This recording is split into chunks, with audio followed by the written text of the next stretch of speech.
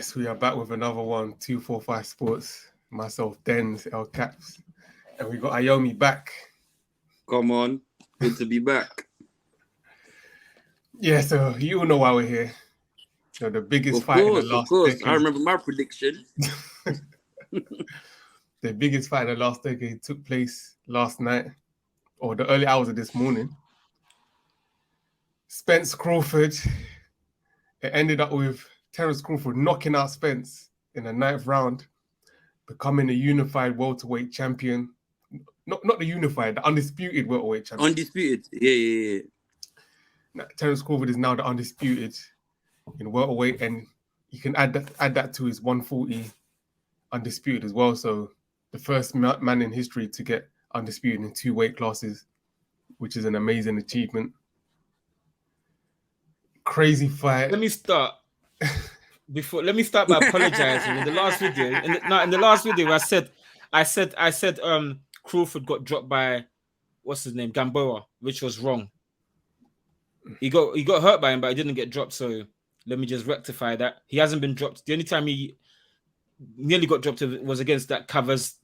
I can't even begin to pronounce his name. Cavalasquez in 2019. Yeah. But yeah, just to clarify, he ain't been dropped. After this morning, still ain't been dropped. Yeah, man. But yeah, you know what? Let's get straight into it. Before the fight, ring walks. What were your feelings? What were you seeing in the ring walks? That sort of thing, pre-fight. I don't want to make excuses because Spence got dealt with, but he looked a bit nervous. He looked a bit sleepy. And then the ring walk as well was dead. Like the music was rubbish. Like there was no energy in the ring walk. He seemed a bit apprehensive. I don't know. His body language wasn't given a confident, I've seen Spence come in smiling, braggadocious, looking like, yeah, I'm about to take over. Crawford, on the other hand, came with I don't want to get blacklisted, but he came in with earbuds in, serious face, looking like he was ready to do damage. Like he looked like there was no doubts in his mind what he was about to do. And then the best thing, he had the fishing net wrapped around his body. He had the fishing net incorporated to his suit. I was like, nah. I said, nah, this fight is done. He was ready to go fishing for the big fish. I said, nah, this guy is, yeah. So the ring walks, I was like, yeah, I thought Crawford looked intense. He looked focused. He looked ready. Spence, I don't know. Like I just felt like maybe he was overawed by the occasion with the ring walk, but yeah, that's my opinion on the ring walk. Well, what do I think?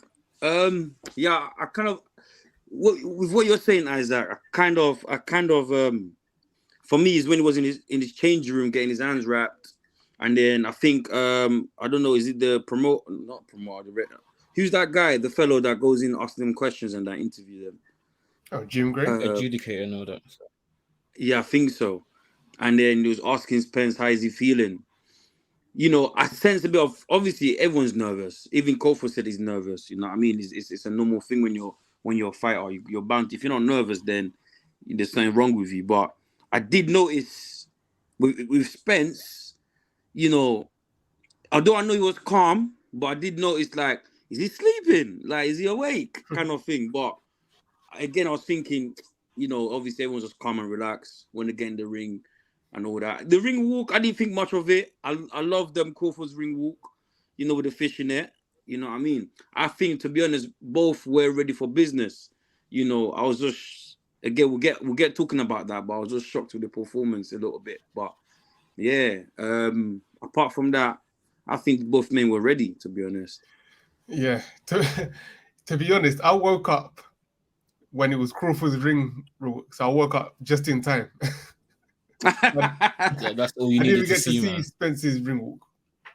Didn't need but to yeah, see I saw him with Eminem, and I saw the fish, and I was like, okay, that's nice. And then usually Crawford, when he walks out, he has like a relaxed look, but he looked serious. He looked ready for war. Yeah, when he walked out.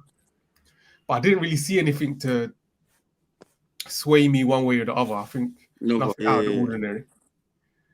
And then got into the fight. What was your thoughts on the first round? Let's just start with the first round. obviously first round, I know they was just feeling each other, man. Like Crawford was they was not doing much, throwing jabs here and there, you know what I mean? And obviously first round, Spence was a bit more active in terms of throwing his jab, maybe pressing a little bit forward, you know. And obviously, I already, from being a coach, I already knew that Crawford is just collecting data, see how Errol is moving, see maybe how he reacts to when he jabs, and then from the second round, obviously, my man starts stepping it up. But first round was calm, you know. I thought Spence looked all right, and I knew they was testing each other and see what's going on. But obviously, everything got interesting from round 2. You know what I mean? Yeah, the first round for me, like how I see fights a lot of the time going is that the fight that lands the first punch usually wins the fight. It shows that they're more pressed, they're more ready for business. I don't know. That's just me. Like the last 7 fights I've seen, the fight that lands the first punch has gone on to win. I don't know if that's another conspiracy theory of mine. I've got bear loaded up today, but it felt like the first one showed me what I needed to know for the rest of the fight. I was expecting. I've taken on information from boxers from mutual fights that they both mutually fought, and both Carl Brook and Sean Porter were saying that Crawford's power was more snapping, whereas Spencer's power is more thumping, more of a thud. So I was trying to see that, and when Spence was jabbing, it didn't have nothing. It didn't seem as powerful as it's been spoken about. But when Crawford threw his jab, it was like a ramrod. I was like, yo, I didn't expect it to be that fast, that long. It looked like it was elongated. It was so long. And I was thinking, where's that extra length coming from? He looked like he had about 10 inches reach advantage over Spence. And I just immediately I noticed the angle. I noticed that he came and he wasn't on no BS. He came in southpaw straight away, and he threw that southpaw right jab straight. And I was like, oh, ooh. Like he landed the first punch. Like, ooh, this might be trouble. And what made me think we might be in trouble here is Spence kind of walked Crawford into a corner, and he threw like a looping left hook, and it kind of connected, but Crawford just shook it off, and then Crawford kind of like did like a little bounce, and I looked at him. Is that? It kind of looked at him like, is that all you got? And then the second round came. Yeah, first round, it went how I expected in terms of Spence coming out, trying to impose his size on him, coming with that pressure. But Crawford's jab looked sharp. And he looked very, very relaxed. He looked like he was just another day in the office, like it wasn't the biggest fight of his life. So I was impressed on both sides. Spence, I think he started in the way that he needed to start in terms of setting the pace for the fight, putting the pressure on him. And Crawford, I think it was important for him to feel as comfortable in the ring as possible, as quick as possible. And I felt that he'd done that straight away. He was on that jab, moving, taking in the data like both of you have said. And I think by the middle of the round, you could see he was already setting up the counters, putting that left over the top. He missed, but he could see the openings already. So that was a good sign for Crawford. But yeah, and then the second round, right, that knockdown, that was shocking. Spence was actually having a good round, that second round, because he started imposing his will a bit more. Because he came out the sharper, faster fighter.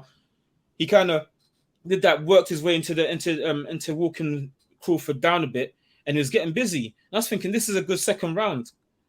I was like, this is a good second round. And then the flash knockdown came out of nowhere.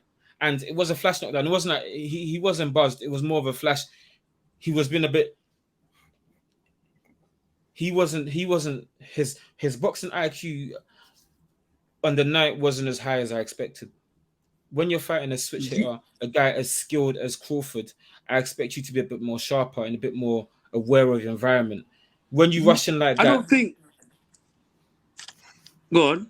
I was gonna butt you in, but go on. No. I think like his boxing IQ, maybe they didn't train properly for a southpaw stance. I don't know what it was, but I felt like if you're gonna come in so gun ho, at least be aware of what's happening. Like he came in at the angle, and it's like Crawford would just use a jab to just pivot around him and then set him up for that straight right every time. And I was thinking, yo, you're so open to that punch, and he kept doing it, and nothing was downloading. And then it wasn't until the flash knockdown hit him.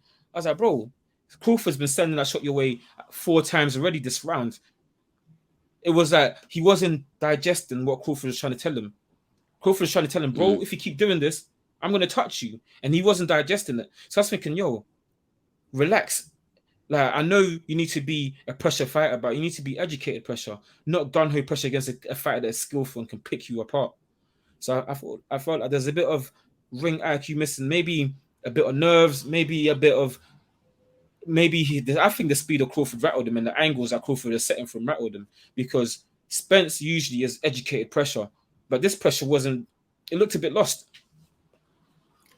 Yeah, you know why I think he looked a bit lost. Yeah, if we take it back, and look at their game plans. Yeah, we kind of knew what Spence's game plan was, because he repeated it over and over again. I'm gonna break his will. I'm gonna walk him down, and I'm gonna take his soul. That's what was fixated on his mind. Yeah. Now Crawford knows that's gonna happen. But when they ask Crawford, "What's your game plan?" "I'm gonna have fun. Just another day in the office." You understand? But deep down, they knew that they had a strategy, which was take the jab away. Take away Spence's jab, because Spence uses everything. Everything comes off the jab. You understand? It gets to work to the body from the jab.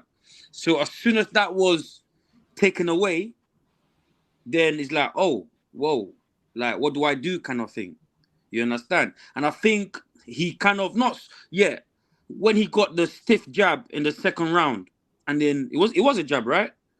Yeah, it was a stiff jab. And knocked him down. Yeah, he knocked him down with a flash jab. Because it was a 2-punch combination. I think it was a straight left. Yeah, straight left and then the right. Yeah.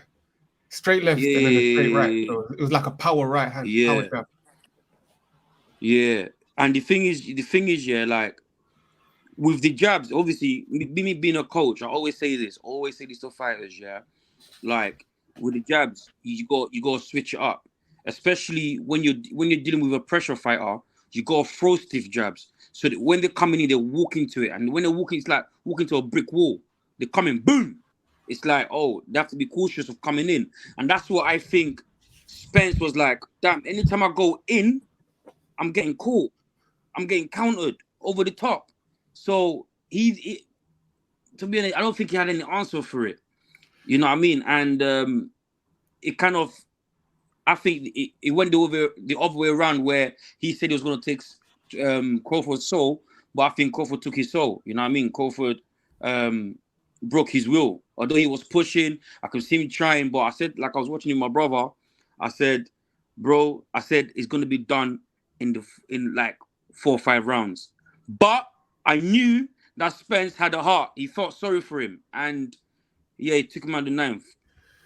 Let me ask you a quick question, Amy. As a coach here, like if you're witnessing your fighter constantly getting put in a position where he's just getting jabbed constantly, what would you say to them in the corner after the second round where he's been knocked down from that jab, and it's been a decisive weapon in the first 2 opening rounds? What adjustments would you be looking to make?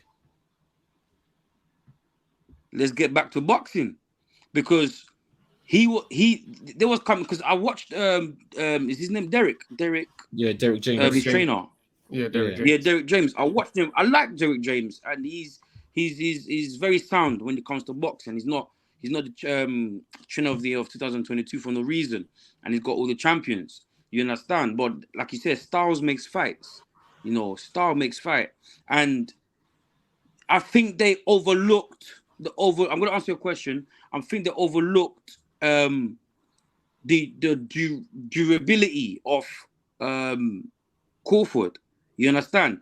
Changing them angles. If you watch the fight, he's changing angles. Now, if that was my fighter, the one would tend to go back to boxing. You need to think defensive first, then offensive. You understand? But I just think it's hard. I don't want to lie. It is hard. It is hard because sometimes you can be telling your fighter, yeah, take his jab away, stay away from that stiff jab, you know, just be defensively cautious. But it's hard to do when you're getting battered. Yeah, I want to go back to the point that you were making, Iomi, about Spence's mentality going into the fight. Yeah, Spence has the mentality of, you know, I'm the big bad, I'm the big fish. You know, I'm stronger than Crawford. I'm more physically dominant than Crawford. You know, I've been through all this. I've been through car crash, no broken bones. I remember his first message. I think his first post on social media after the car accident was, you know, no broken bones, I'm a savage. So he has that kind of mentality. I can't be stopped. That juggernaut mentality. I'm coming forward. I can't be stopped. Yeah. And that's part of his. I guess that's part of his psyche and the reason why he thought he could beat Crawford. So in the second round, or in the first round, when he's feeling Crawford's strength, I'm sure he was a bit like, but it's not off. It's probably not off-putting because Sean Porter moved him back at times as well. So it's not like it's anything that he ain't felt before. But when he got knocked down for the first time in his career against Crawford in the second round, that has an effect physically, I think, mentally, of course, for the rest of the fight. Because that's what his whole persona is built on. The big fish. He didn't recover. He didn't recover from the second round. He didn't recover. I think we'll go on to the third round, but I think that was a big part in why he was probably looking a bit tired in the later rounds because he was looking tired in second round. Boxing is not just physical; it's mental, it's spiritual, and I think that took his mental energy, spiritual energy down because what he thought he was, Crawford just took that away in the flash, just like that, with that knockdown. So he affected him mentally. Yeah, I agree. And I want to go back on what you were saying, Elcats, in terms of southpaw. He came out southpaw Crawford to show that he was not playing. And I think a big part of why the fight looked how it did is because I said it in the preview. I didn't think it would be a big factor. I did mention it in passing, but Spence has never faced a high-level southpaw. Yeah, he did, yeah. And I remember you said the only time he faced a decent one was that Ghanaian guy, Emmanuel Lati or whatever his name was. Emmanuel Lati, and he hurt him.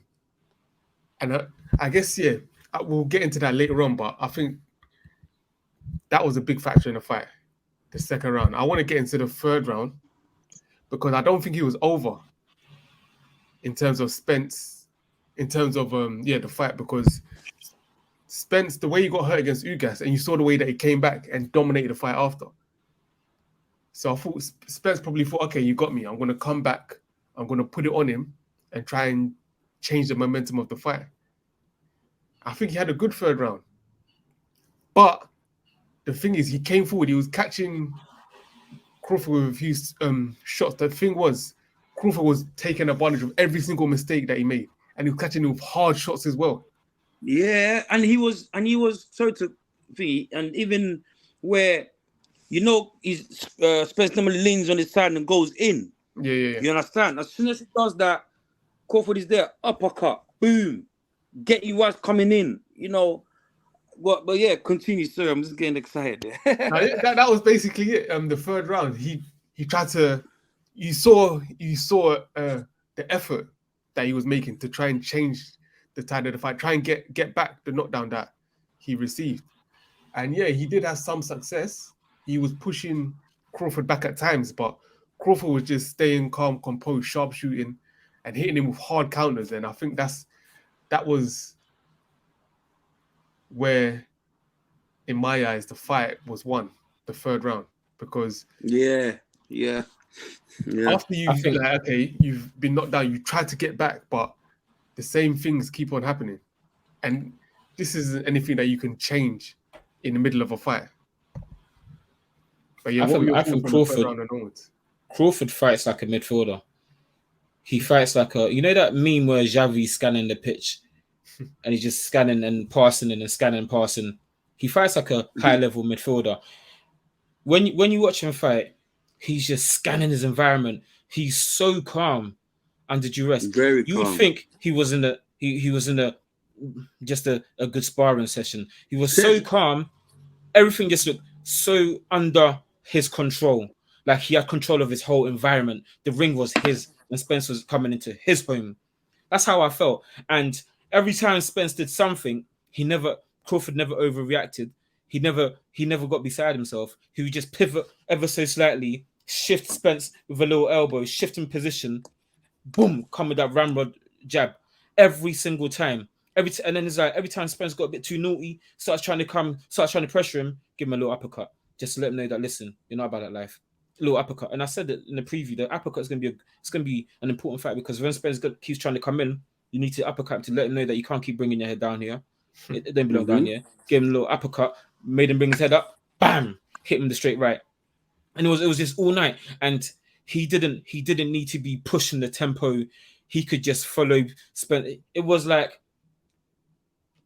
he was like a dancer leading his partner in the dance off.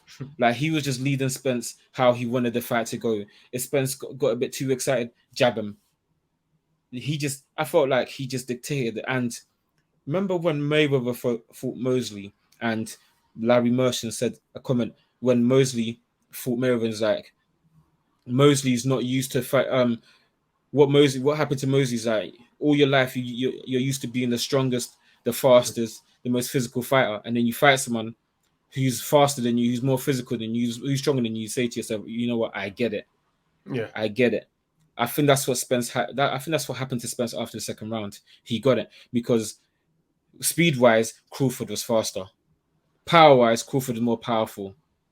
So it's like, these are the things that he prides himself on, and Crawford took all of that away from him. And you made an excellent point about the second round. Once he got dropped, it's like everything that he was about, his psyche, I'm the big fish, his pride was dented because the big fish just got hurt. Because I'm the big fish, I'm trying to go hunting, and I've just hurt you. So it's like, yeah, I felt like the third round was just a real statement of intent from what Crawford is about to do to him for the rest of the fight. Yeah, I think the fight was done in the second round. I remember I messaged saying, "Yo, this fight is done." Once the flash knockdown happened, this fight is done because Spencer's psyche was damaged already. Because no matter what he did then, already he's 2 rounds behind. Minus, he's had a 10-8 round, and you can argue that Crawford won the first round if you want to give it to him. So it's 2 rounds behind with a knockdown. So he's 3 points down already. So he needs to start trying to press. So already, when you get knocked down so early, you start trying to press the action a bit. And it was all to his detriment. Crawford was sensational. Yeah, I don't know. The second, I was so shocked when I saw the knockdown, but I didn't think it was over. And then when I saw the third round, and I saw Spence get back, but Crawford just staying on point, I was like, yeah, there's nothing that Spence can do. So for me, it was after the third round, I was like, I think Spence could have finished the fight 3rd, 4th, 5th. I believe that Crawford. And I believe that because of the respect he's got for Errol, and I think it's a true mutual respect he's got for him. And as a fighter, and I'll be real, I think he didn't want him to go out like that.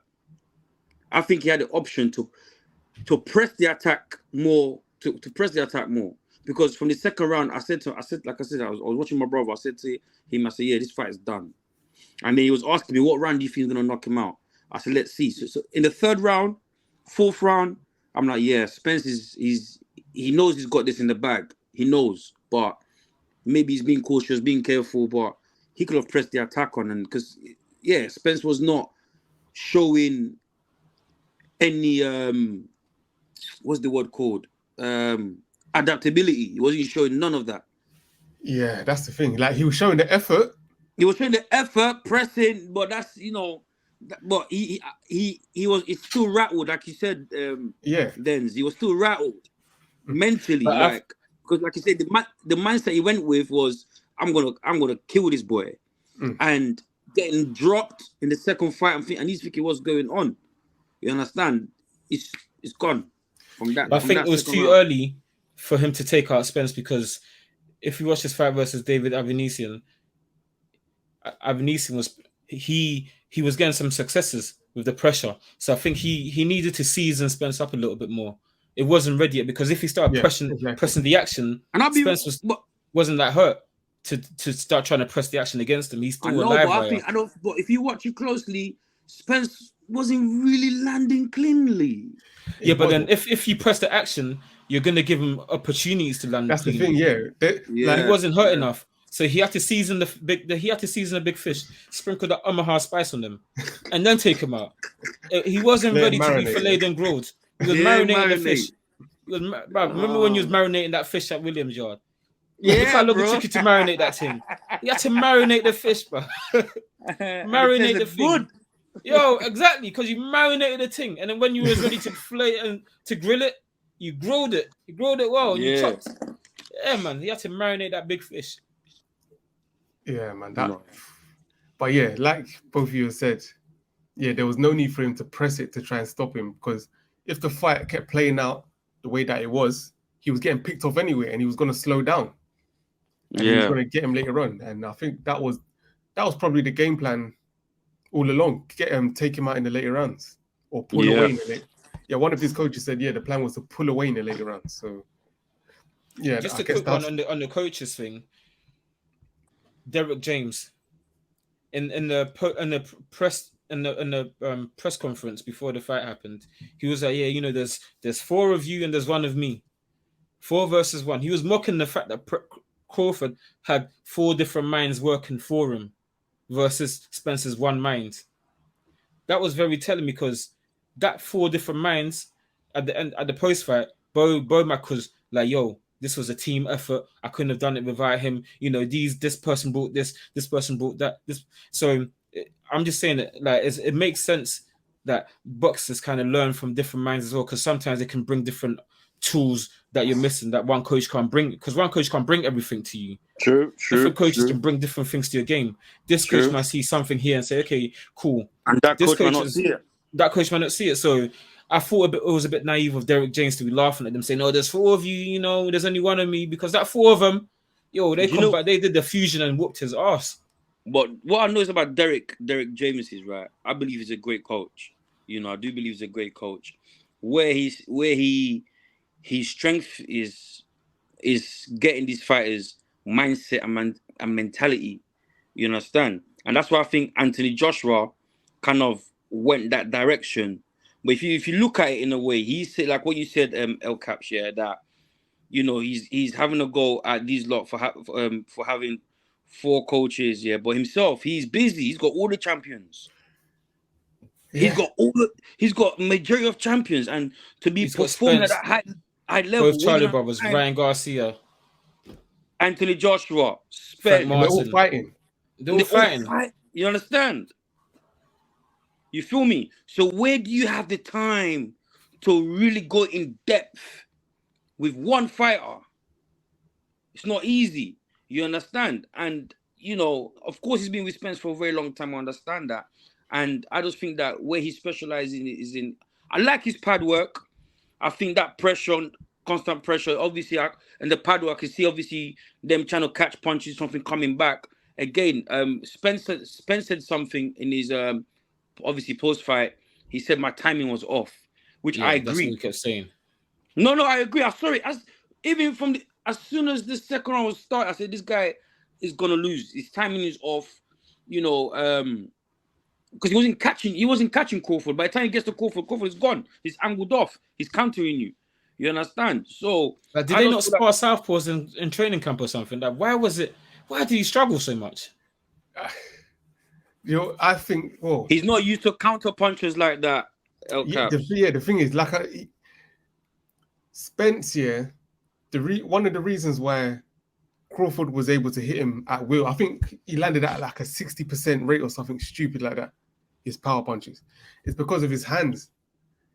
Like, when he's southpaw orthodox, because of the low hands, it's harder for an orthodox fight to take advantage of Spence's low lead hand.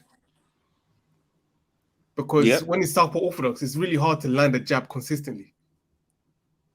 Mm-hmm. And Spence is able to do it because he's so used to facing orthodox. Yeah. So he knows how to be effective in landing a jab against an orthodox fighter. when it's southpaw, that other person's jab is more in your face. It's because harder you to circle defend. into the jab. Yeah, Yeah, and that's why it's right there in your face. Yeah, And his hands are low, and with a high level southpaw like Crawford, every time you throw that jab and you bring it back, and it's not like here, he's gonna take advantage every single time, and you saw that time and time again. yeah, time Because he again. needed to train to when he come in to trying to because Spence's exit was always exiting towards Crawford's lead hands instead of exiting away. But the problem Spence had is you're fighting with a fighter so proficient with both hands, both exits are kind of closed off for you. Because if you go try exit left, he's got his right. If you try exit right, he's got the left waiting for you. It's just a problem, man. The thing is, when Spence throws his punches, he keeps his head in the same place, and he holds his feet for too long. Oh, thank you, Denz. Like he'll throw the jab, throw the left, and he'll lean into it, but his head will be right there. And Spence, Crawford's too sharp for that. Just go out the way and just hit him with the straight left. That was another thing, Denz, that I'm happy that you brought up. I clearly remember it. Again, I said to my brother, why the heck is Spence throwing the jab, but his head is there, right bang in the middle, like you're not even angling it off. But again, I understand he was disorientated. You know what I mean? His game plan was, like I said, walk this guy, break his soul, take away his will. But that was happening to him. Yeah. So imagine how you gonna try to like maneuver in there. And the thing is, against the orthodox fight, when you throw the left, because like you said, angles, southpaw orthodox is a natural angle. Yeah. So it's a bit more difficult, but southpaw is straight ahead, is straight on. So it's even easier to land if your head is right there. Right. I think that was a big issue. And yeah, a sharpshooter like Crawford, that's easy work, man. But let's get to the seventh round where he knocked him out twice. Yeah, I saw the first knockdown. The second one, I think I went to use the Louis or something. I came back, my brother was like, "Oh yeah, he got knocked down again." I'm like, "Wow."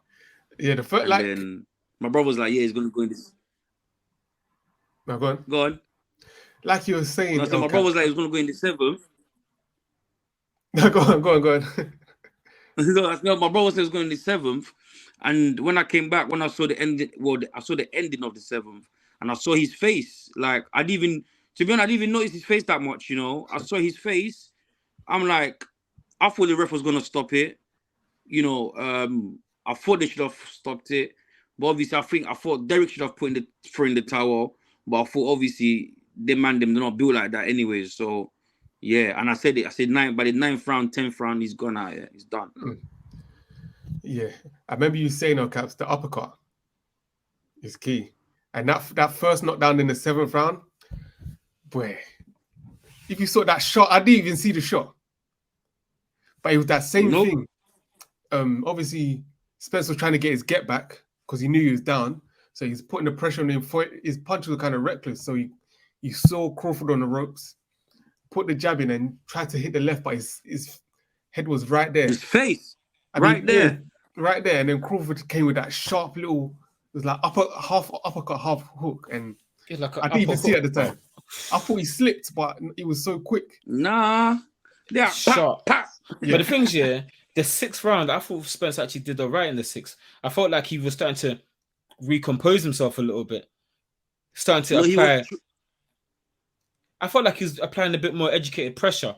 Like he looked like he was getting something back in the 6th round. I thought he had a decent 6th round, and in the 7th round, it's like Crawford is like, "Oh, is this it? Like this was your second wind, and that wind wasn't puffing." And he just showed him more gone, just gave him little hooks. Crawford is that 7th round. I felt sorry for Spence, and that's like the worst thing that can happen to you. People start feeling sorry for you. Yeah. Like I was sad for him because I didn't want to see that. Crawford was sad for him. Bro, he was that 8th round. He took it off. He took it off for him to recover because that 7th round was. Did you see that? Thank you very much. I thought I was the only one that noticed it. Because it's like, I think Crawford genuinely appreciated what Spence did, because that PBC organization and all of that, they shut him out for years. None of them wanted to give him an opportunity, and Spence was a man of his word. He said from time, I'm going to fight you. I just want to get all the straps together and then come with you to make this undisputed. So I think he genuinely respects Spence for being a man of his word and bringing the opportunity to his table. So I think he was sad that this is supposed to be like my greatest opponent and this is what's happening to him. I know. But at the same time, he was even disappointed. Sad. I think it was disappointment. Like, yo, this is supposed to be my greatest test, and it's too easy. I'm sure he would have been happy if Spence knocked him down at least once. He would have been happy and smiled about it. I said, "Yeah, cool, let's roll." Yeah, I think it would have been more dramatic. It would have been, but yeah, it was sad, and like, I started feeling sorry for Spence because I'm like, yo, like, you are an elite fighter. Exactly. Like, this, regardless of what's happened to you right now, you are an elite fighter. But the levels between elites is, yo, there's super elite. You're an elite, but Crawford is super elite. Crawford is that great, bro. Yo, the level that Crawford went in that fight was madness. He let everyone know that, listen, what are you saying? And I think that's the easiest fight. It was easy for him. I think with Crawford, yeah. I think Kell Brook, Sean Paul gave him more of a fight than... No, but Crawford is that kind of fighter, yeah, when it's the big... He shines brightest at the bigger stages. Like his fight against Victor Postol, he dealt with him. Dealt with him proper. And that was a fight that people were saying was 50-50 as well at the time. People like, oh, Postol might give it to might beat him. And he dealt with him. It was easy. And I think he takes it personally when people say this person can beat you. Because people were saying that Spence is gonna apply the pressure. Crawford's too small, Spencer's too strong. And he was in the zone. Like there was nothing. It seemed like destiny. His mom's birthday, everything. It was destiny. He was not losing that fight. He was so dialed in that he made it look easy. Yeah. He was so dialed in that nothing was going to stop him. It was like that. Someone who's revised for a test 1,000,000 times and knows every answer to the exam is how it felt. Anything that Spence tried to do, any little adjustments that Spence tried to do, he had an answer for it. It was crazy. And there was no dilly-dallying, switching stances. He stuck to the southpaw and just stuck with it, just kept picking them off. It was sad, but it was beautiful. That's why he called it the beautiful science. It was beautiful. The execution, the brutality, the accuracy, the speed, the game plan, Bomax belly, everything was beautiful. Beautiful. Yeah, the way, like you said, I felt sorry for Spence because, like, I like Spence. I like him very much. And he got made to look amateurish. Crazy. That's the word, bro. He got made to look amateurish. And Spence is a top fighter. He wipes every other welterweight. Yeah. And he has wiped every other welterweight, apart from Crawford. Well, I guess Boots, that's a different generation. I think he deals with Boots as well. I don't think there's any welterweight apart from Crawford that is touching Spence. But Crawford is that good. Yeah. He separated himself from everyone. Yeah, he's got his number, man. He's got his number. Well, let's talk about the stoppage, I guess. You think it was a correct stoppage? Great stoppage. I think he stopped a bit too late, to be honest, because he was getting tattooed. He was getting a tattoo, and I don't think there was any more ink. I didn't think he had any more space for extra ink, but he was getting it. He was getting that tattoo. Yo, like it was when his lips, he was punching, his lips was going this way, but his face was going that way. It was blood was spewing out of his mouth, dripping out of his nose, eyes puffy like he had hay fever. I was like, this is brutality. It was sad to see because I knew what was going to come after the fight. Oh, Spence is a bum. Spence ain't this. And I hate that because Spence is about that life. We were so excited because these are two of the very best fighters of their generations coming together to make a fight happen. And because one of them lost, people want to call him a bum. That is an insult. And that's why top level fighters don't fight each other, because these two fighters seasoned the fight. They fought at the right time. It wasn't like it was a year too late, 3 years too late. This was the best time, undisputed. It wasn't like it was a unified fight. This was undisputed. All the belts in line, no dilly-dallying. And like the way Spence got dealt with, it was. I just wish it was like it was one-sided ass whooping, man. It was it was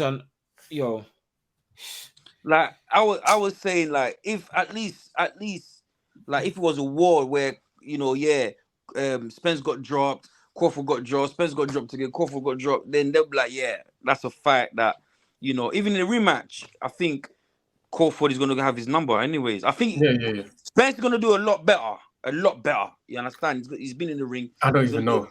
yeah. No, he is. I think at 54 he will do better, but I think Because Huh? they're going to do it at obviously 154. it's better for him physically, but like I said, that mentally, spiritually, he's not who he was. He's not the big fish, I can come through a car crash unscathed. I've never been knocked down. I've walked every man that I faced. I've walked him down. He's not But that you anymore. say that, yeah, that he came through a car crash that nearly killed him and he came back. So this could have been the car crash in his boxing career that nearly killed him.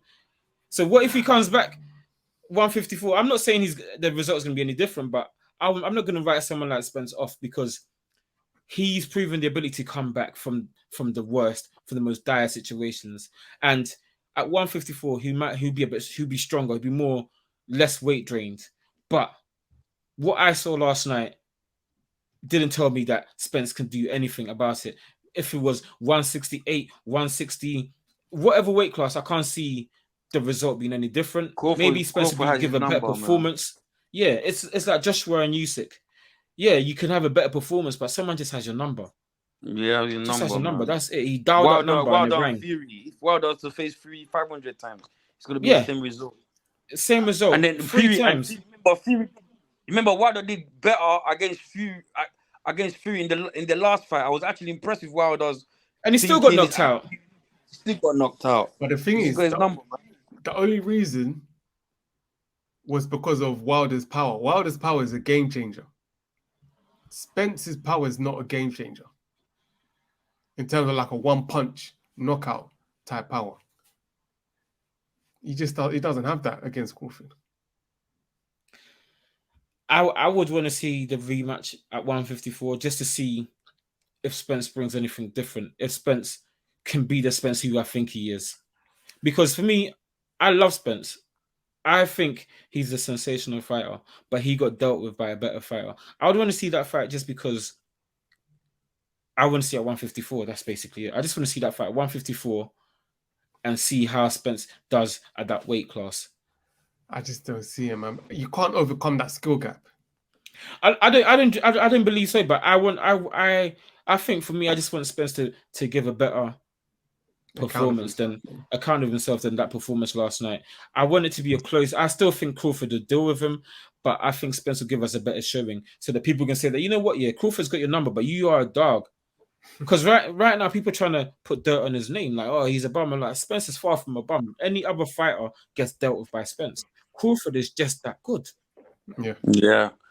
That's why I believe Mayweather docked him and didn't want to fight Crawford. I think when Mayweather retired, Crawford came into the welterweight. Crawford came into the welterweight division in 2018. Floyd was retired. I equate it like this year. Crawford not fighting. I mean, Mayweather not fighting Crawford will be like Crawford not fighting Boots. It's like they're different generations, and Crawford fighting Boots, it doesn't do anything for his legacy. He's already undisputed. He's already one of the best welterweights of all time. This crazy knockout streak. Since he came to welterweight, he's knocked out every single opponent. Has Mayweather sparred Crawford? I don't believe so. But I don't think Floyd so. always he doesn't want that smoke. But whenever they ask Floyd, who's the best, he says Crawford. Yeah. But Crawford came into the welterweight division 2018. Oh, I remember now. Floyd was retired. So that wasn't. If you want to say duck, maybe Spence, because Spence was alive and well when Floyd was about and never fought him. Because remember, Floyd unified WBA, WBC, WBO. The only other belt that he didn't take was IBF, and that was Spence. And the opportunity to get IBF was you see what before he fought Boto, he got the WBO from Pacquiao. Yeah. And Kell Brook had the IBF. Because I thought he was going to try and go for the undisputed and fight Kell Brook, but he ended up fighting Boto and then retired. No, but Kell Brook, because Didn't he take the belt from Brook before that? No. Because I was convinced, because remember, this was meant to be he was his last proper professional boxing fight, and there was the whole Mayweather sweepstakes, and everyone was thinking, oh, who's he gonna fight? And I was convinced that he's gonna try and go out undisputed and fight Kell Brook, because Kell Brook was IBF, but he went and fought Berto. Kell Brook was definitely IBF that time. It wasn't. Was it Brook here? Yeah, it was definitely Kell Brook. Yeah, because that's when Kell Brook beat Sean Porter for the IBF. Yeah, I remember that, but I just don't remember the year. Cause I thought it was a long time ago now. No, but yeah, now people are bringing up 2017. Yeah, people bringing up what? Mayweather versus Crawford. Yeah, but I would say this. Yeah, like Floyd is. I don't bet against Floyd. Huh? I never bet against Floyd. Defensively, he's too. His defensive acumen is too much. Like if you're talking about a fight, like a street fight, Crawford will wipe him. But if you're talking about a boxing match, I think Floyd beats him. Only because Floyd has the ring generalship to avoid those punches. He's not going to be there like Spence was for you to hit him. That's the thing. Styles make fights, man. Styles make fights. It's like certain people look better against Crawford than Spence did. And those same people, Spence, if he didn't beat them already, he would probably beat. So Styles make fights, man. And so if you could give both of you 3 key factors in why the fight went how it did, what 3 key factors do you think I guess happened to make the fight happen the way it did? Go on. I think the first factor was Crawford's ability to stay so composed under any sort of pressure. The way he could scan the field and just take opportunities of any mistakes made. That was one important factor. I think the ability to match Southpaw. I think him fighting Southpaw allowed him to create angles that Spence couldn't deal with at all, because he can move into different angles. I think because he's such a switch hitter, he can jump into different angles that Spence is not ready for. I think that was another fact, because he was always out of range when Spence tried to close in on him. He'd move to a different angle and then back, a different angle, back. He was just, Spence wasn't able to touch him, deal with him. And then I think the last factor was that Spence's timing, his timing was off all night. Like he just couldn't reach Crawford. Like he would try and bulldoze his way in, back, get hit. His timing was off. So I think angles, timing, and Crawford's focus. That's my 3 factors. Well, I kind of concur as well. Yeah, I think the game plan that Crawford team had, they didn't share the game plan. You know, they knew what they was doing. They knew what Spence was coming with, which was that pressure, because he kept talking about it. You know, but I don't think, you know, Spence and his team or Derek was prepared for all the counters and the angles. They thought that once we pressure, they're gonna fall. He's gonna fall like everybody else. Yeah. So I just thought that misjudgment cost them a lot. You understand? And but just to add to your point, you say it was a misjudgment, but could they have done anything else? Yeah, if they trained for it.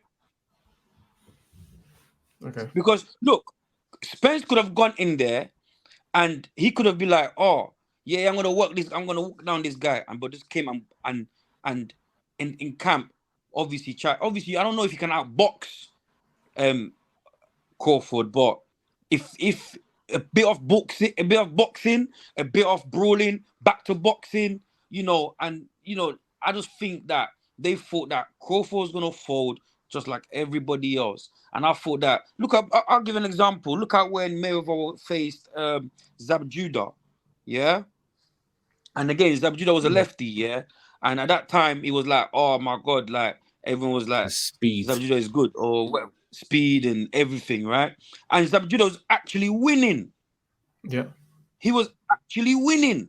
And when he came back to his corner, obviously there was a madness that went on where obviously before the madness, obviously Judah hit him in the balls and his uncle Roger came in and went mad and he got kicked out. But what I'm saying before then, this was what just said, and even his manager, not his manager, what's that guy's name? The bald head, Ellaby. Yeah, there's both shouting at Mayweather, get back to boxing, like because obviously Mayweather's trying to stand in the pocket, trade with these guys. His uncle's like, forget that, get back to boxing. When you do better when you box this motherfucker, you know what I mean? Stick to the jab him, get back to boxing, That's what you do, get back to boxing. And I feel like, and then when he listened, and then he rapped it. But I just feel like, I hear what you're saying, Denz, about could they have an answer anyways? But I think that they had a little bit of misjudgment because when I hear Spence and I hear Derek, they'll talk about breaking his will, breaking his soul. Let's see how much he can really go into deep waters. You understand? Because they're used to bullying people and pressuring them and them folding. But what are you gonna do if a man don't fold? What's your answer? But did they have my thing is, from their game plan, it seemed like they were resigned to the fact that they were conceding that Crawford is the better boxer, so they couldn't use a boxing game plan because you can't box with a better boxer, so he couldn't use that. And then if you're trying to, so the only thing that they could try to use, you can blend both. But the thing is, you can blend both. Crawford is dangerous because he blends both. To make the fight close. But the thing is, that's what Crawford does best. He blends both. So that game plan, trying to blend both, you're still playing into Crawford's hands because if you're trying to box with him, you can't outbox Crawford. If you're trying to fight with him, that's what he does. So it's like they have to. Their game plan was to apply pressure, and that's because if you see Spence's previous fights. You've seen him box against a Mikey Garcia. You've seen him box against a Danny Garcia. You've seen him apply pressure with Sean Porter. So you've seen different things that Spence can do. But they knew that against Crawford, the only game plan that they could actually try to implement was that relentless pressure. Yeah. Because they saw that it kind of worked when David Avinicius kind of did it. Past 2 rounds. Because Crawford, like remember the last.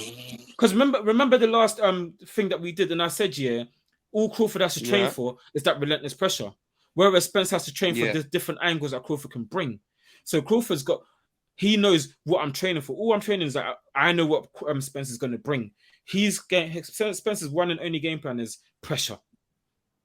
Crawford's game plan was unknown. All we knew is that Crawford's a switch hitter. He can counter, he can fight, he can box, he can do this. So what are we going to get from Crawford? Is he going to start orthodox? Is he going to go southpaw? Spence, we knew what Spence was coming for. And then they said straight away, all we need to do is take away. Remember you said, Spence works off his jab. Their game plan was take away the jab. And that was what they did. So what could Spence really do differently? But what I'm trying to say, the reason I say to blend the both, right, is it's all about rhythm, yeah?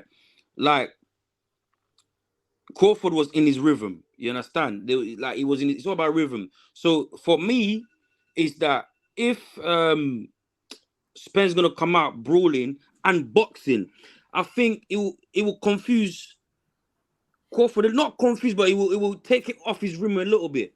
Because 1 minute you're boxing, 1 minute you're brawling, 1 minute and obviously me being a fighter, you have to read your opponent.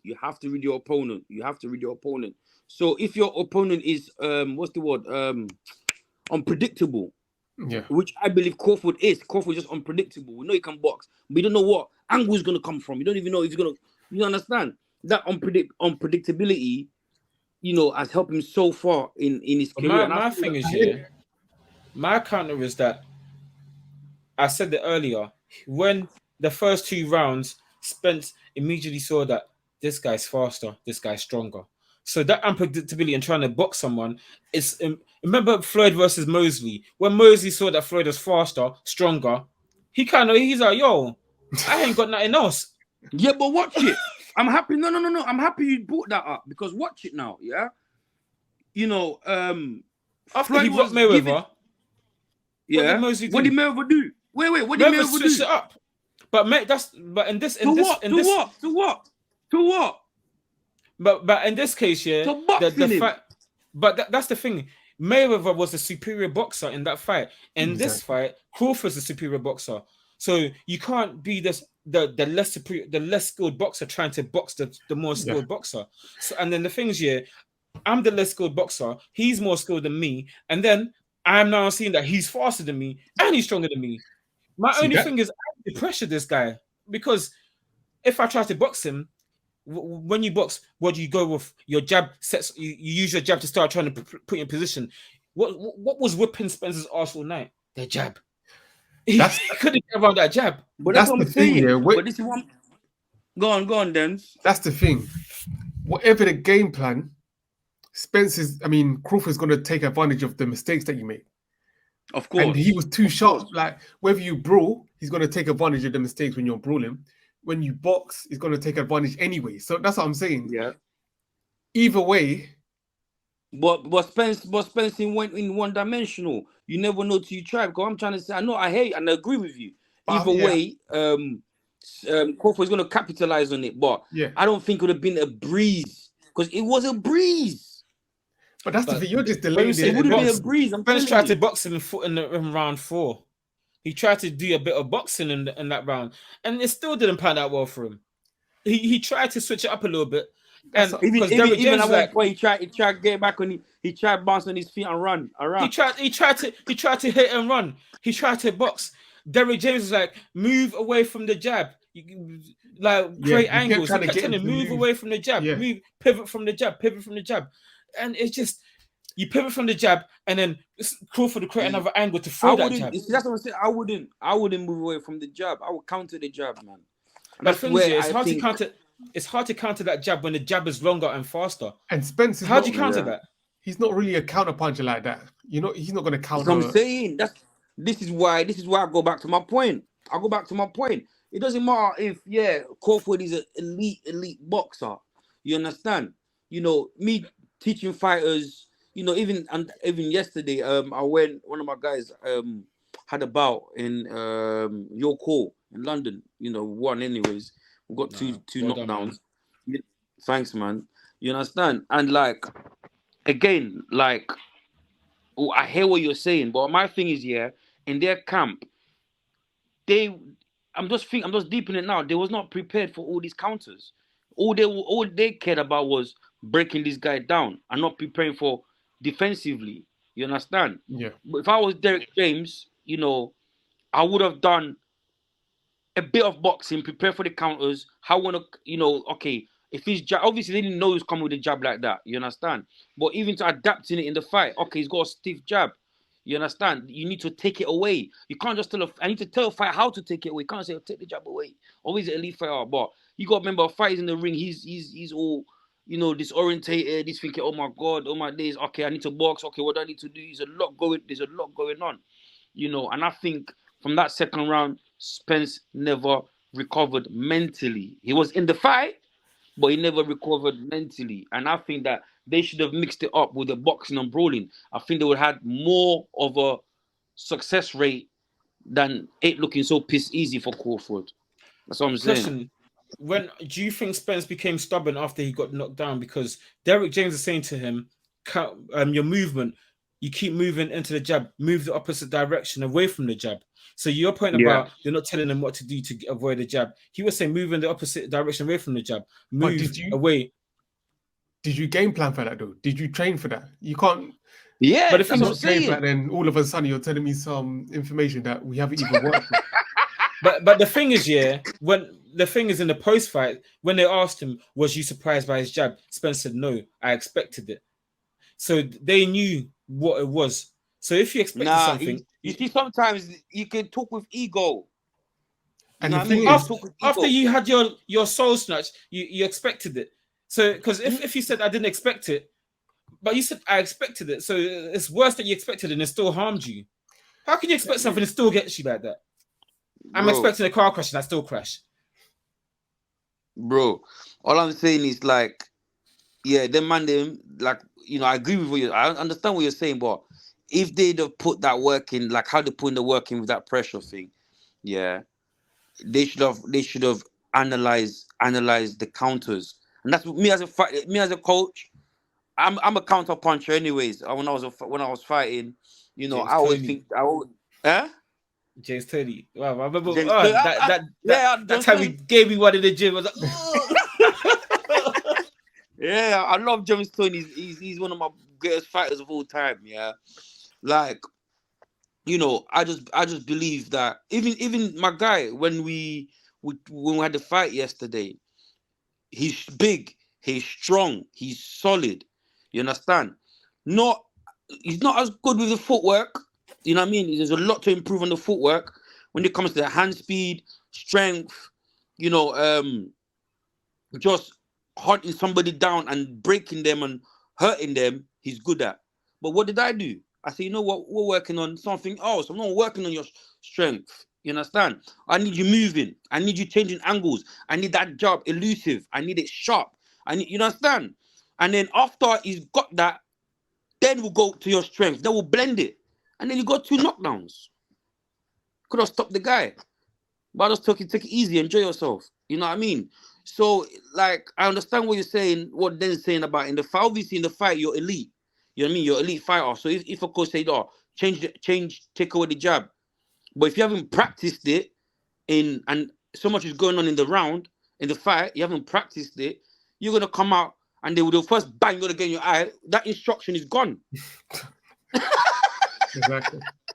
That instruction is gone from your head. It's gone. And you're thinking, what am I doing wrong?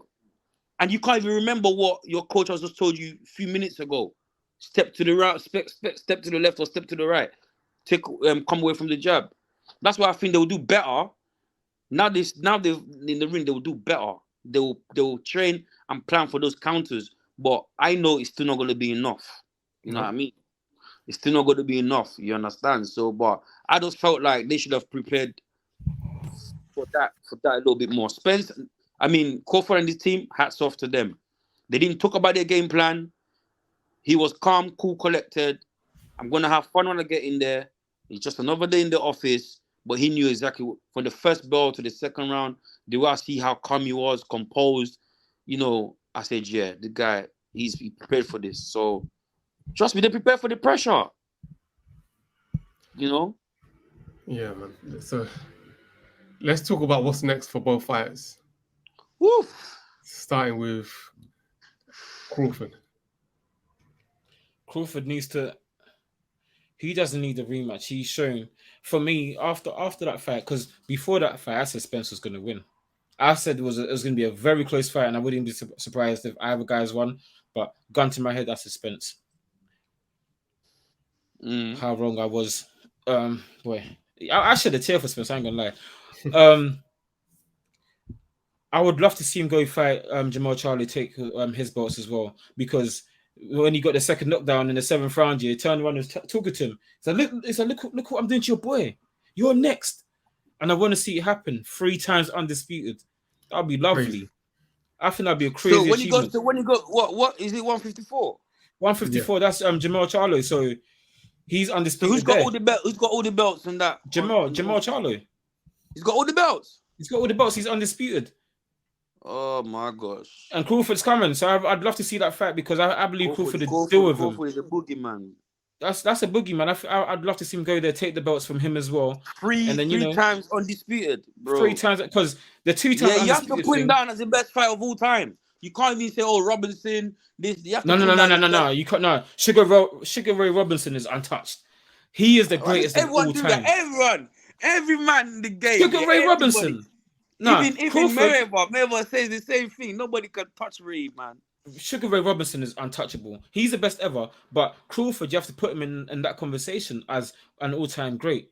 After yesterday's performance, he's an all-time great. Wherever you rank him, that's up to you. But he's an all-time great.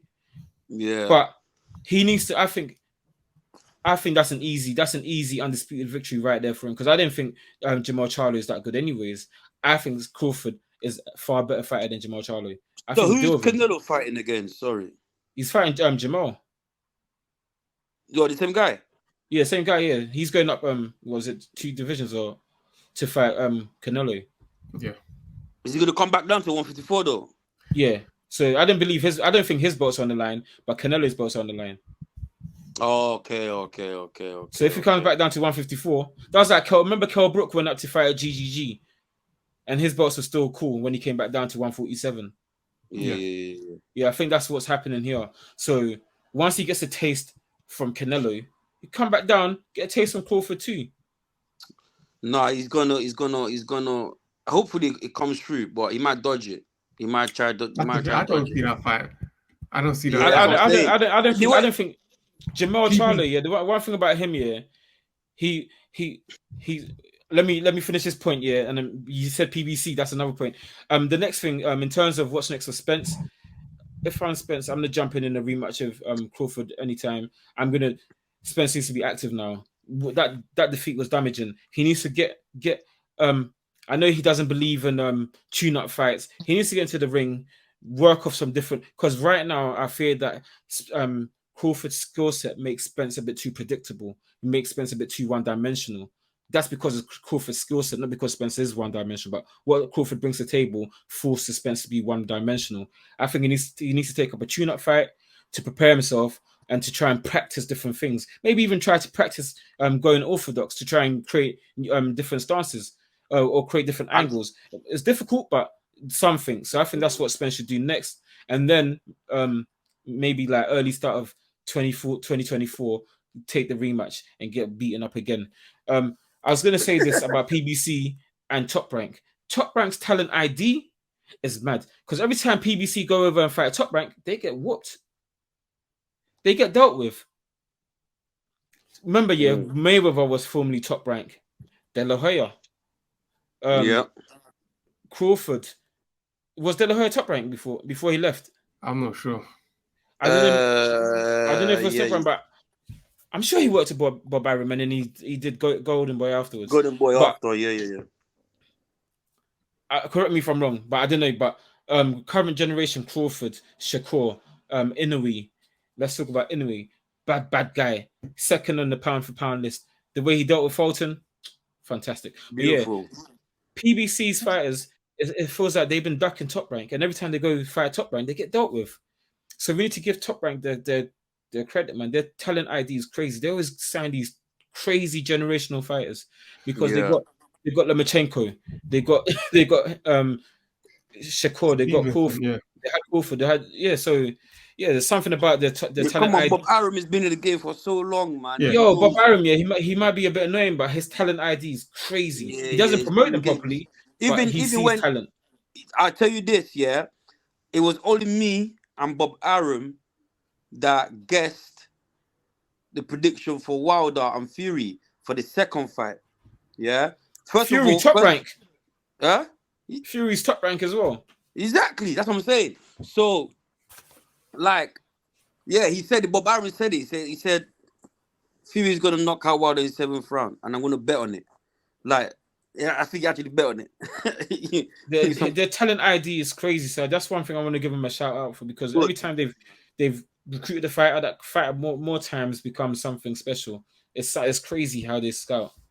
Yeah. But that's what I think both fighters need to do in the next coming up. Yes. I swear even Mayweather was in Top Rank before he left. Yeah. Before he left and bought his contract out. Yeah. That's what I'm saying, bro. Bob Arum is a G fan.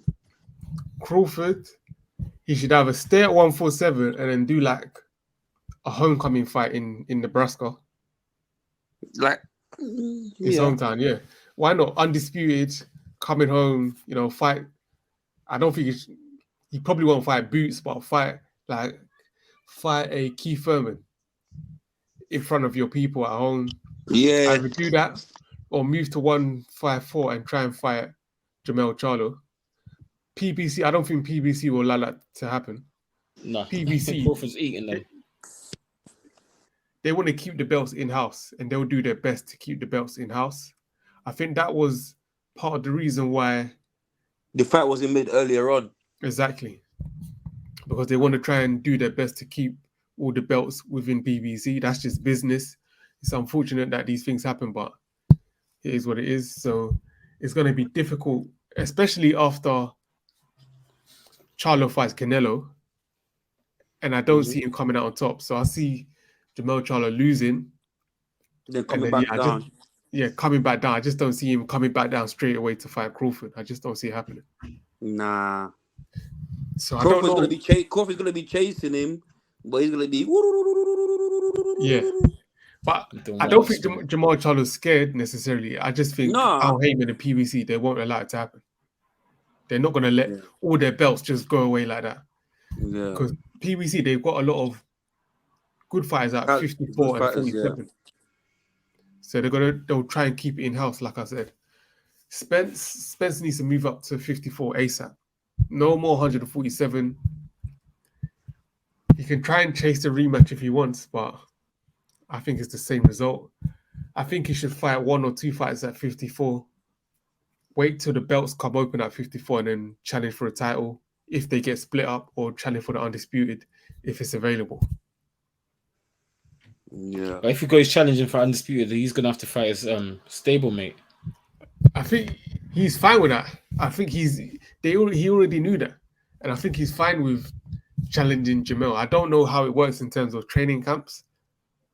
I think Jermell will probably go back to Ronnie Shields, because that's who he originally was training with before Derek James. That's what I'm assuming. But yeah, I think I've heard him mention it on multiple occasions that he'll go and fight Jermell Charlo at 54 if it means winning the world title. So I don't think he has a problem with that. I think he's struggling. He's really struggling to make 47 now. Yeah, he should definitely move up. And if Crawford tries to offer him the rematch at 47, reject it. Yeah, he's gonna have to reject it, because at this point, making 47 again will take. That's taking off your career. It's doing damage at this point. So yeah, move to 54.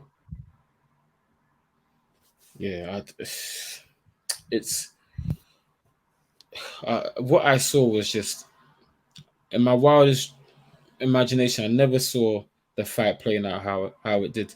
I thought it would be a close fight, stoppage for either one of them. Or if the fight was to play out as a one-sided fight, I thought maybe Spencer's pressure would get to Crawford and he'd break him down and be a bit more one-sided on Spencer's side. I never imagined it would be the flip side, where it's one-sided on Crawford's fight.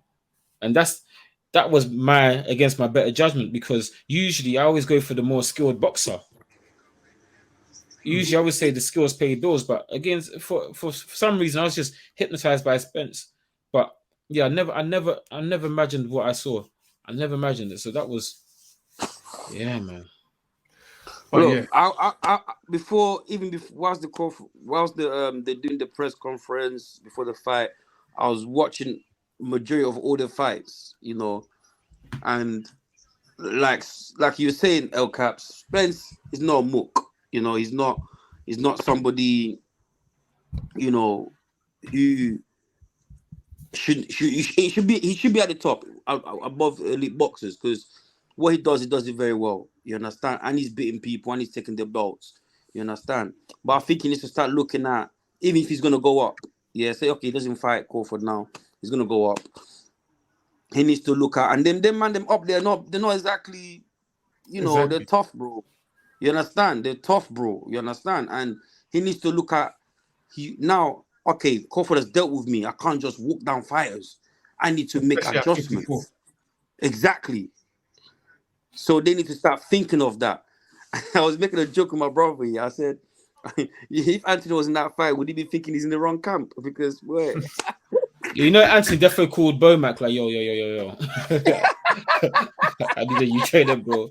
Because I see it. Derek James got one text in the post fight. He looked pissed. He's like, what's this? Put his phone back in his pocket. Probably got sacked.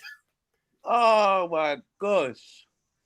No, he shouldn't take anything away from Derek. I like Derek because of his mentality and how he gets his fighter, mentally strong and everything, innit? But I like his IQ and his pad work, but there's just more to just being ruthless and being a mean machine, which I think you're trying to create Spence to be. But this is boxing, not saying Spence got boxing ability, but this is boxing, man. There's levels to it.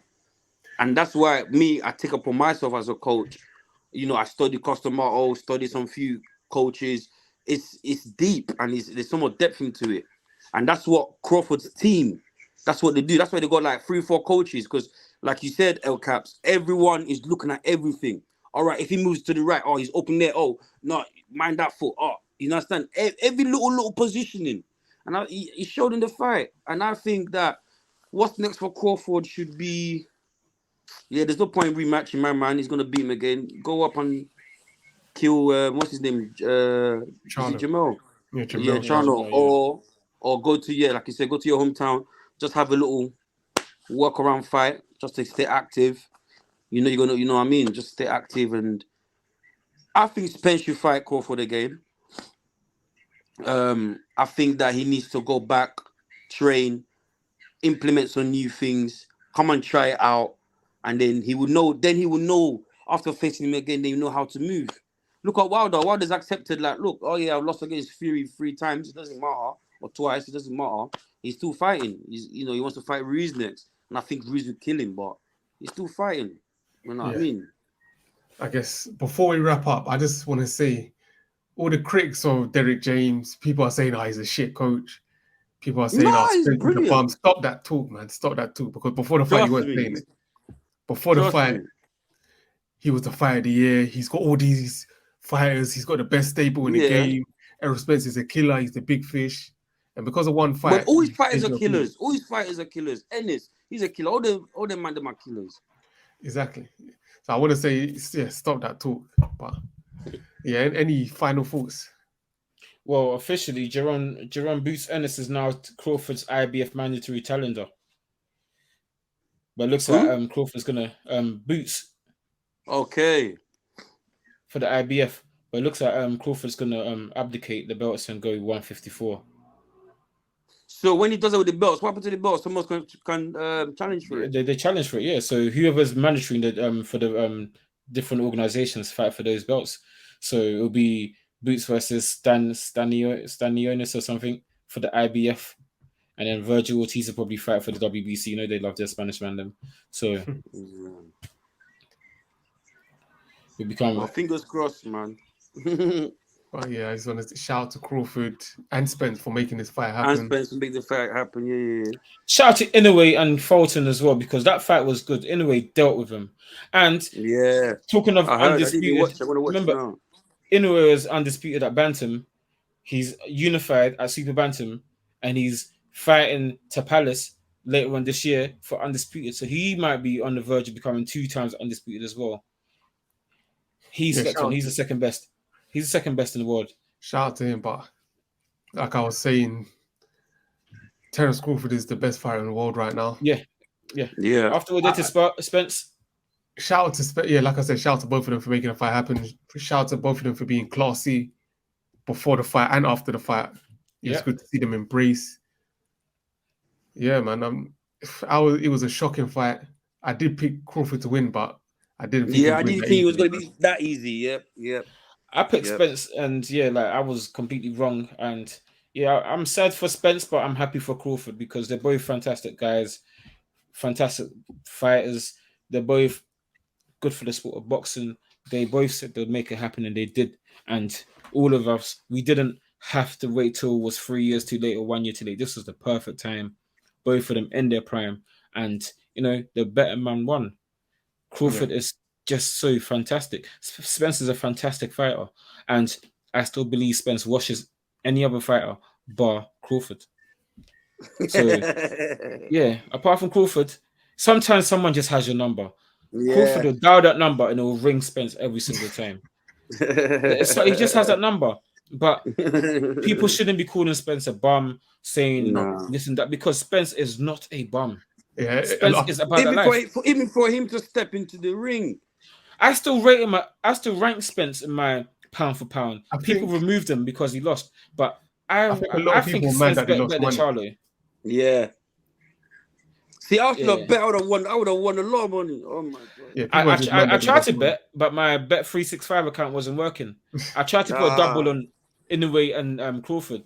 I would have made so much money, man. Yeah. But God told me, don't bet, young man. It's not good to bet. It's not good to gamble, you know. Yeah, man. So, It is but yeah, great. shout out to both of them. Shout out to them. Crawford's the best fighter in the world. I don't know about Crawford era. I can't say Crawford era because Canelo, whether you like it or hate it, Canelo fought everyone. And Yeah, he he did. competed. He might not have beaten everyone, but he competed against everyone.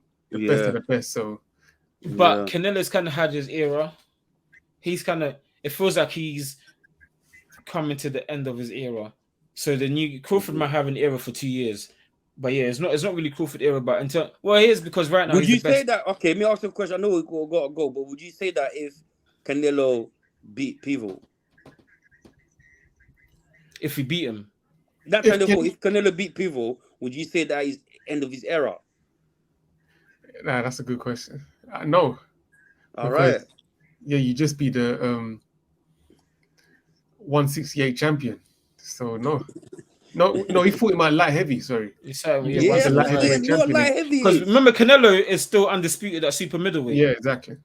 So let's not forget Canelo is still here. He's still undisputed. So just as Crawford's undisputed, Canelo is also undisputed. So it's Crawford's era because he's the best right now in this era. Pound for pound, he's the best. Right now, so he's you have the to best. give it. Yeah. Because so he's the best. So it has to be his era. And I don't believe Canelo is.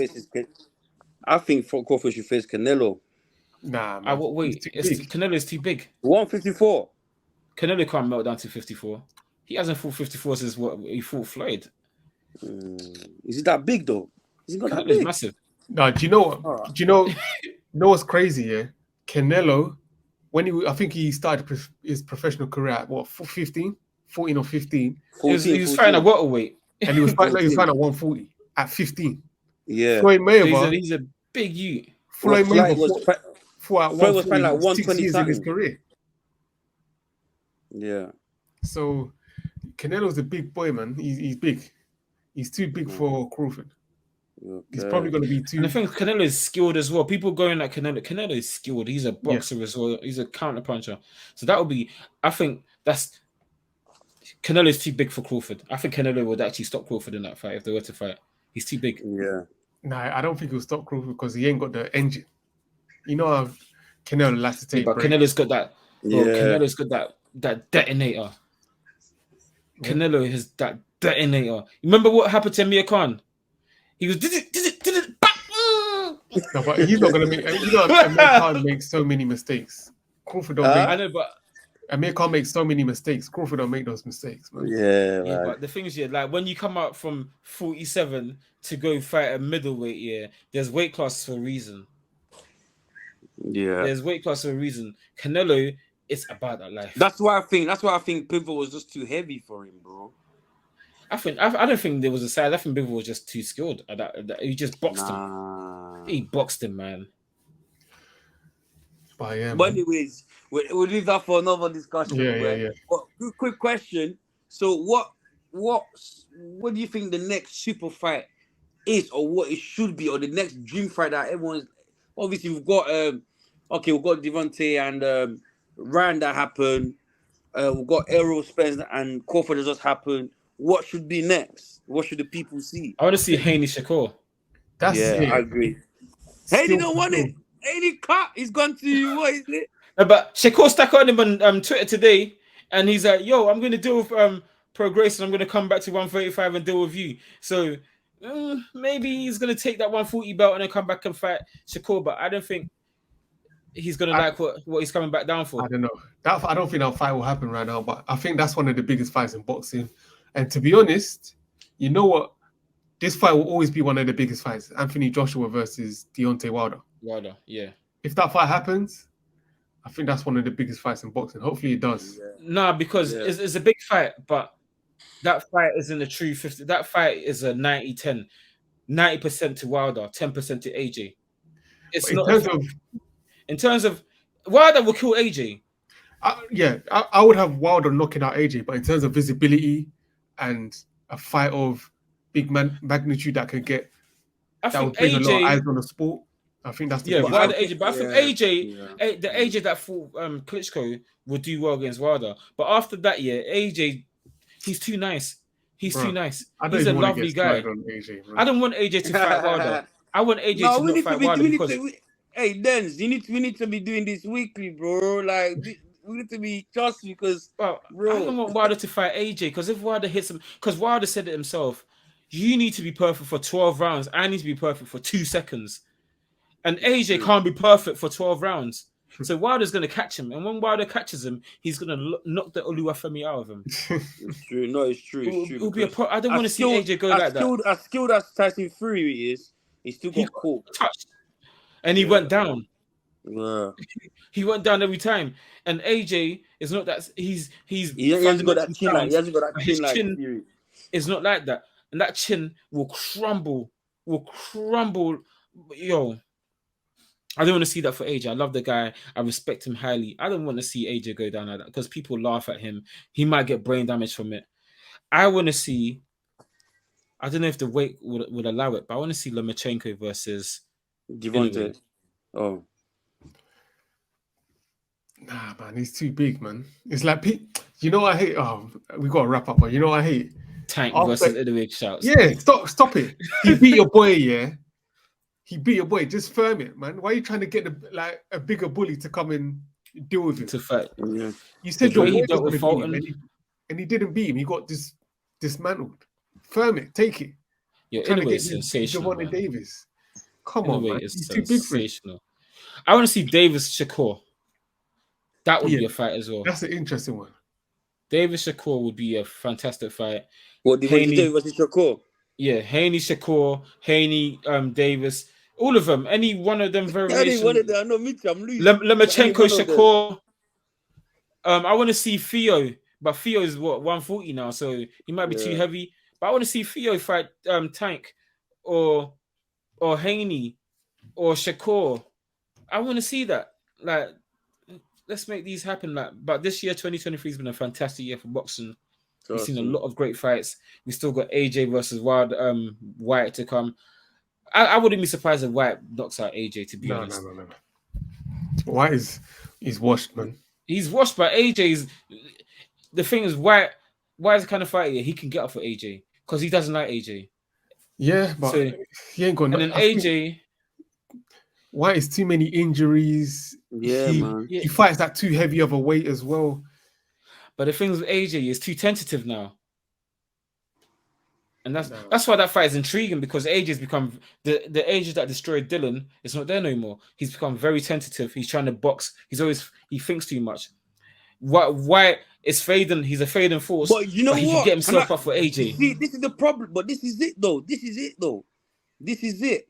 Like what you said is so profound that he's knocking out people and then all of a sudden he wants to box because he's noticed that he's getting hit, he's getting caught, his boxing skills are not up to scratch. But obviously it's like you're trying to learn how to box when you're elite level. No, but the thing is, I think his boxing skill it was enough. It wasn't bad, it was good. We gotta wrap up. I don't want the video to be too long, but against Klitschko, like if you go watch the Klitschko fight, when he got knocked down, Klitschko was coming from the stuff that he was doing, like bobbing and weaving. Yeah, like he was fluid, like using, and that was natural. That was pure instinct because he got knocked down, and he was just fighting on instinct.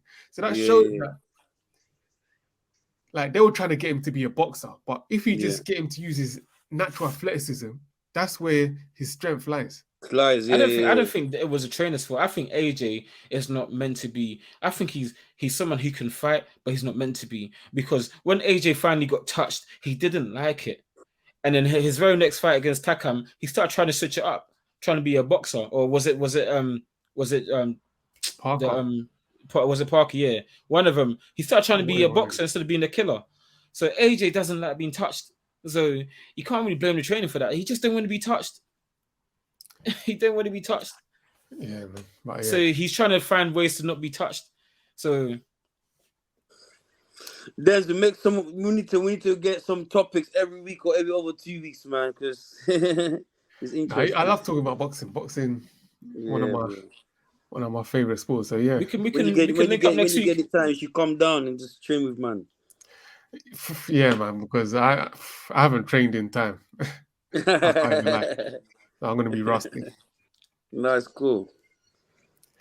But yeah, man, another Next week episode we of can we can we 245. can jump on because AJ Dillon's coming up in it. If you want to talk Yeah. about that, Yeah, so Yeah. we'll do the preview for that. Yeah, and then we can do post fight after the fight as well. Cool.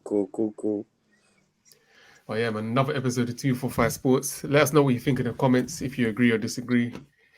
If you think Crawford is pound for pound number one, you think Inoue is pound for pound number one, or what you think Spence can do in a rematch if they do have one. But yeah, let us know.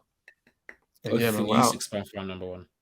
Yeah, even Usyk. But yeah, man, we're out. Love.